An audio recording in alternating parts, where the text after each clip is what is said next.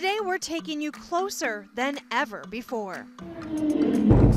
From the newborn babies to the zoo's biggest cats and everything in between.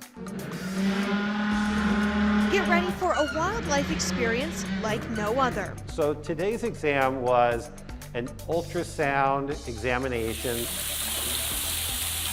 So sit down and get comfortable as we look inside the Woodland Park Zoo.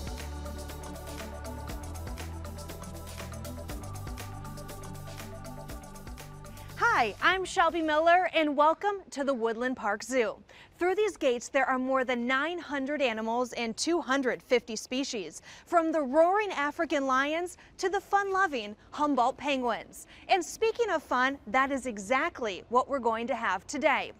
And we're going to talk about arguably the most adorable animals here at the zoo. That's right, the babies. Now, we all know that they're cute, but did you know there is a lot of work that goes on behind the scenes to make sure everything's ready for the youngest edition? Let's take a walk.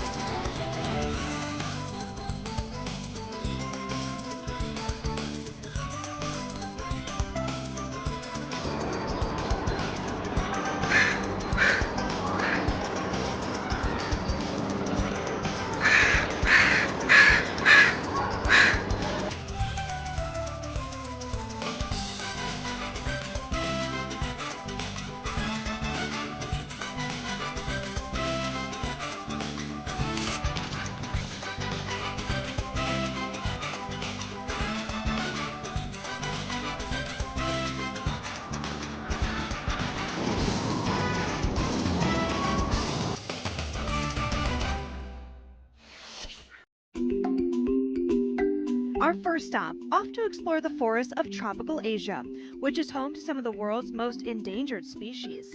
It's here, in the Trail of Vines, where you can catch a glimpse of this baby tapir. Born June 10th, 2020, the tapir cat is one of the newest additions to the zoo. She's covered in cream-colored spots now, but this stripe pattern will begin to fade before her first birthday, and she's going to get big. A Malayan tapir can weigh up to 900 pounds. Meanwhile, this pint-sized bundle of joy is so small, she fits in her mama's pouch. This is a baby wallaby. The precious Joey is native to Australia, and she loves exploring, lounging, and snacking inside her exhibit, which you can find in the park's Australasia section. Moving on now, off into the depths of the Northern Trail. Here you'll find the youngest of the mountain goats. This cutie was born in the spring of 2020 to Mom Atlin and Dad Zeus, who hails from the Olympic National Park. The rocks in this exhibit may look a bit steep, and that's intentional. In the wild, goats can live on mountain ledges that are 10,000 feet in the air, high above predators like mountain lions and bears. Clearly, those aren't concerns this kid has to worry about here at the Woodland Park Zoo. Some may say we've saved the best for last. Heading over to the tropical rainforest, you're in for a treat when you spot Kitoko, the zoo's newest western lowland gorilla. Kitoko means beautiful or handsome in the African language of Lingala, and this thriving baby boy embodies his name. Kitoko was born to first-time mother Azama March 4th. The bond they share is undeniable. They spend every waking minute of the day together, cuddling, eating, and playing. The babies are absolutely adorable, but preparing for a newborn takes a lot of work, and it's no different here at the zoo. From the selective breeding to the major milestones, the process begins long before an animal actually gets pregnant.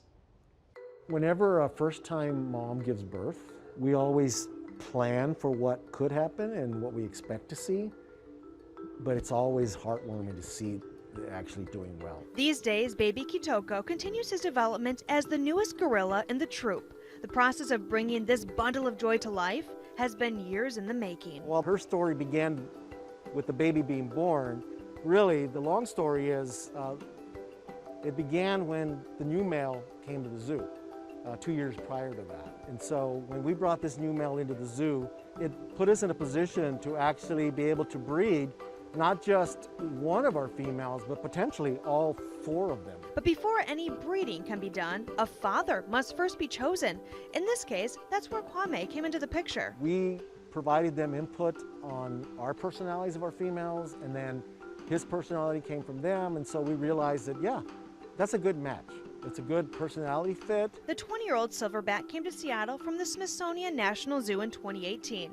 He quickly hit it off with 12-year-old Azama, and in the spring, the pair had their first baby together. In the gorilla world, male gorillas, silverbacks they're called, actually play a huge role in not only protecting the females, but also supporting them.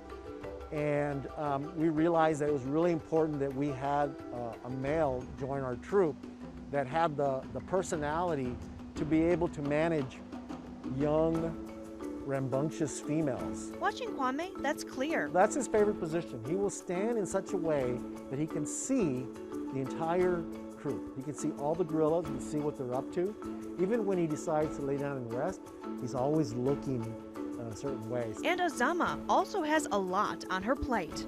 The first-time mother is learning on the job and teaching the rest of the troop a lesson in motherhood, because down the road, these fellow females will be breeding with Kwame too.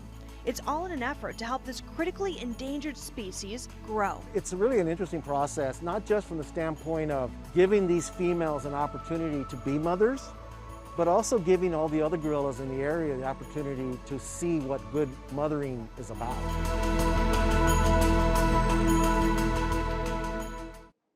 We're still in the tropical rainforest because we aren't quite done talking about this incredible gorilla troop. Coming up, the ongoing conservation efforts that'll help keep this critically endangered bloodline climbing to new heights.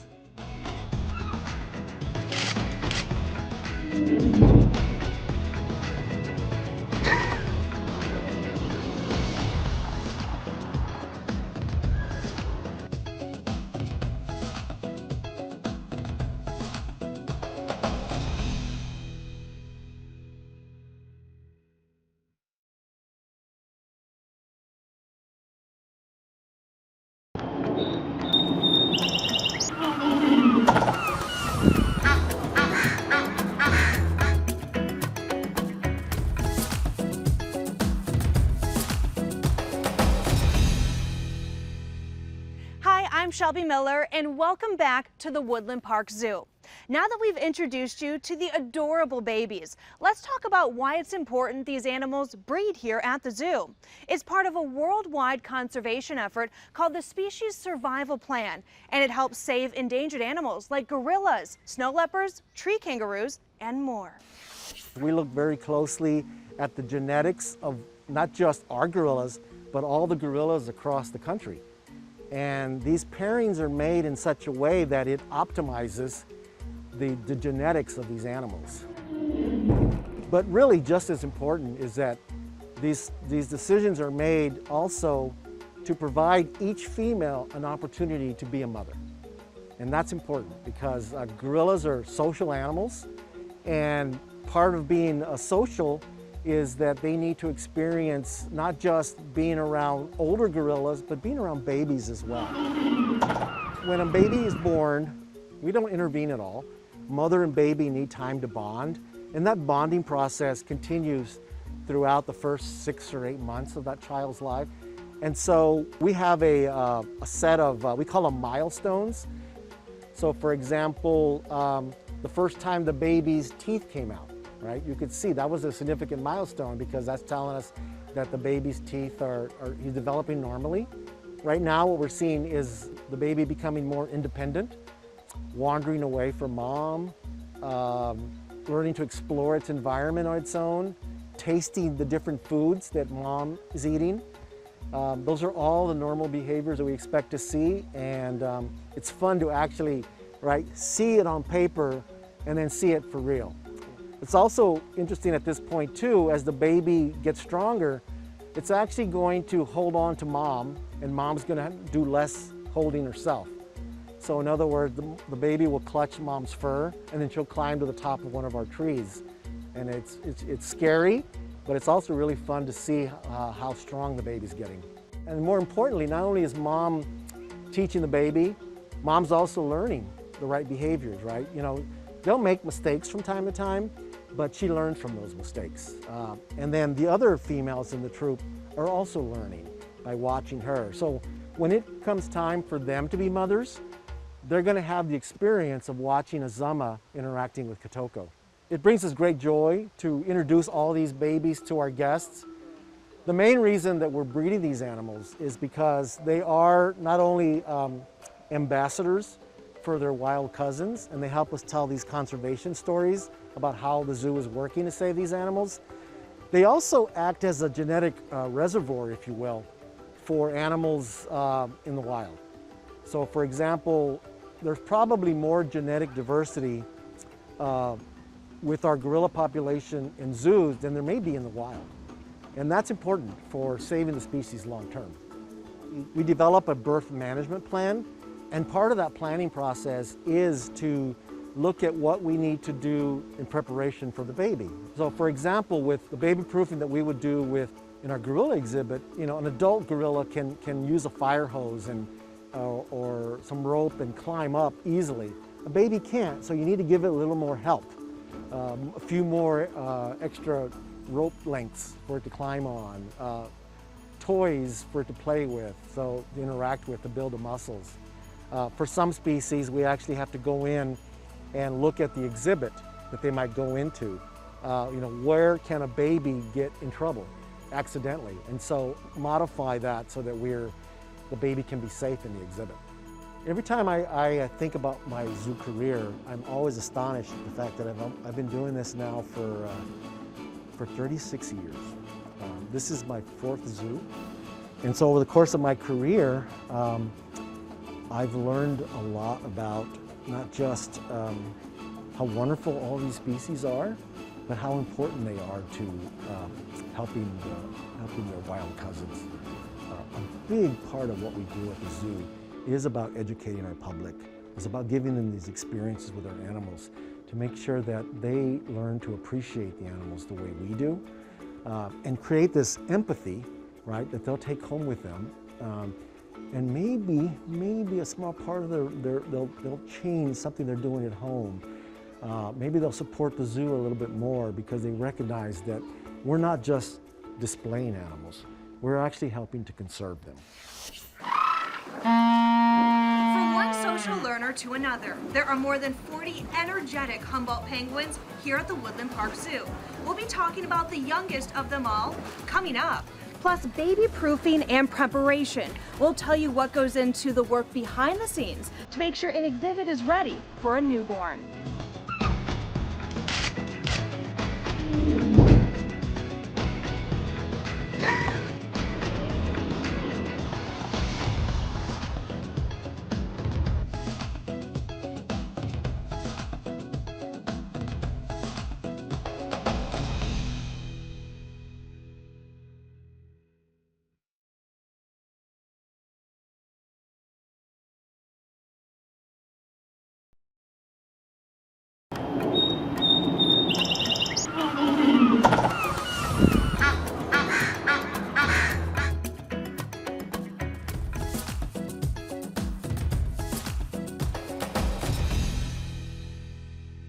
It has been a busy day with so much to see here at the Woodland Park Zoo.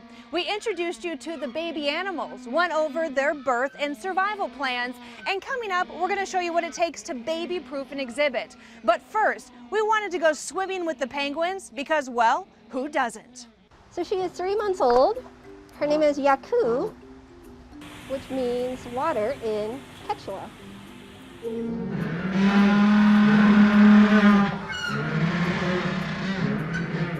So we have 41 Humboldt penguins here at the exhibit, and in the back we saw Yaku, which is one of 2 penguins that hatched out this year, back in April.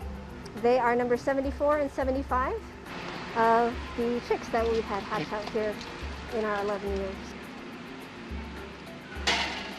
These are warm weather penguins. Most people only know about the Antarctic or subantarctic species.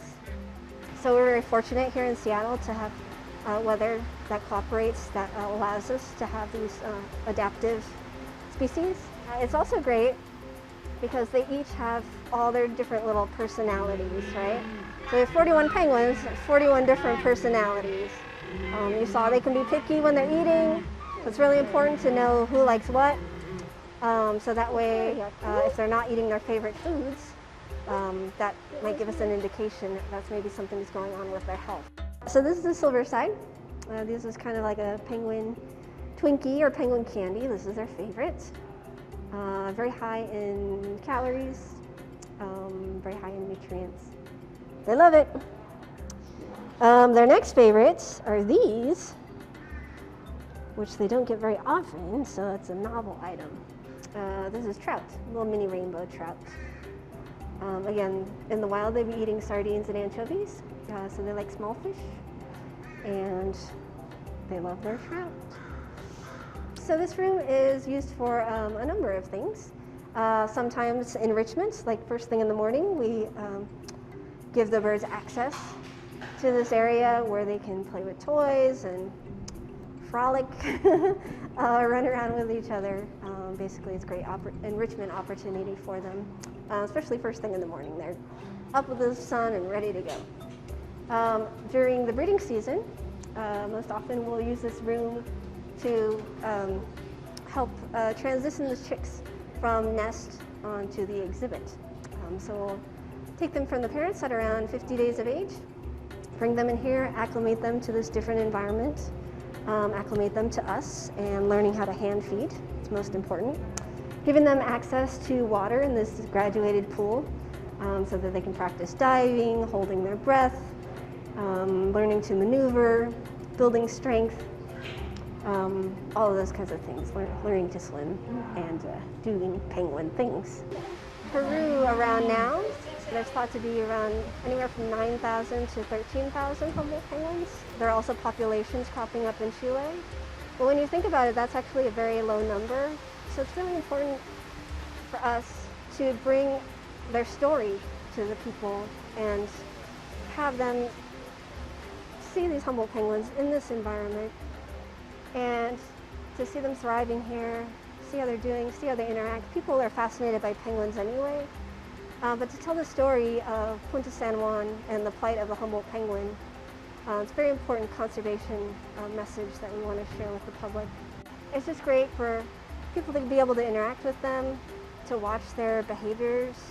It just brings them a lot closer to the animal, and by doing so, we hope that they'll, the more they learn, that the more they're going to take action for conservation of this species.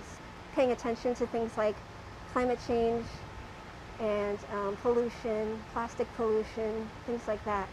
That really is the plight, the current plight in real time of these species. Here at the Tapir exhibit, a lot of precautions are taken to make sure the newest member of the family stays safe. Just like kids, animal babies are curious and they can be a little bit clumsy. And that's why it's important zoo staff members baby-proof the exhibit just like you would with a nursery at home.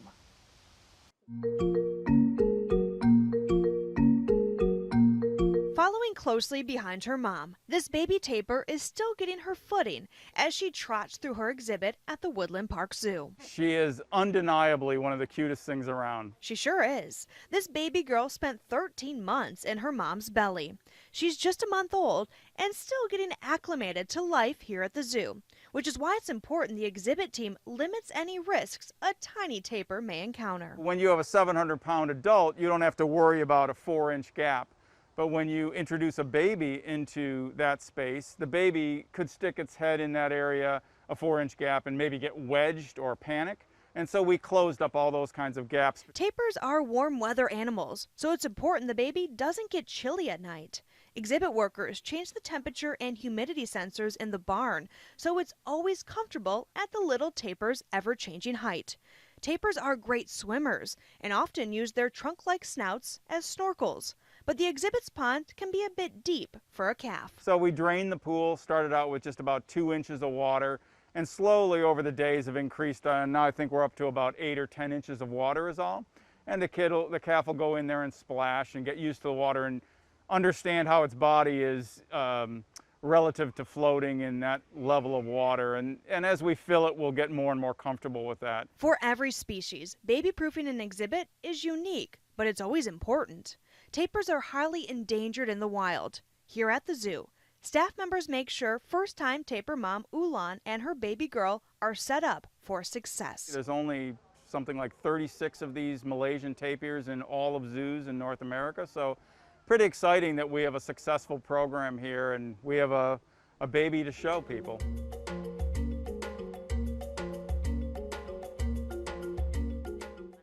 There's a lot to see and so much life to celebrate here at the Woodland Park Zoo. But that's going to do it for us today. We hope you enjoyed the look at all the adorable baby animals and the behind-the-scenes sneak peeks. I know I have. Make sure you tune in next week when we dive into the health plans, take you inside the OR, and show you how animals are trained to take part in their own healthcare plans. To learn more on how you can support the zoo, just head to their website. Or, better yet, come see the animals for yourself. I'm Shelby Miller. This has been an inside look at the Woodland Park Zoo. We'll see you again soon.